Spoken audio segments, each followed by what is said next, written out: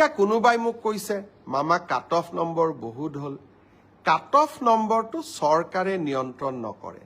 যদি 3000 পোষ্ট থাকে আমি 2জন কৰি বা 3জন কৰি উত্তীৰ্ণ প্ৰাৰ্থীক মাতো।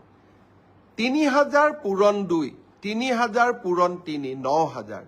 মেৰিট মতে 9000 নম্বৰটো আহি যোৱাৰ লগে লগে 9000 নম্বৰ লাভ কৰা ব্যক্তিজনৰ যিটো নম্বৰ সেইটোৱে কাট অফলৈকে ৰূপান্তৰিত হয়। কাট অফ কোনেও বনাই নিদিয়ে। কাট অফ ছাত্ৰ ছাত্ৰীসকলৰ পৰীক্ষাৰ ফলাফলে নিৰ্ণয় কৰে।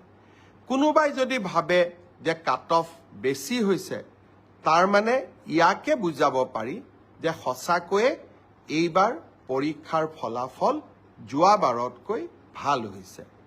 অসম পুলিচৰো দ্বিতীয় কাট অফ নোলায়, কিন্তু বছৰটোৰ শেষৰ ফালে আমি আকৌ নতুন অসম পুলিচত খালী হৈ থকা পোষ্টসমূহ আমি এডভাৰটাইজ কৰিম। কোনোবাই যদি পোৱা নাই হতাশ হ'ব নালাগে, দৌৰৰ প্ৰেক্টিচ অব্যাহত ৰাখিব লাগে। এডিআৰই পৰীক্ষাৰ প্ৰসংগ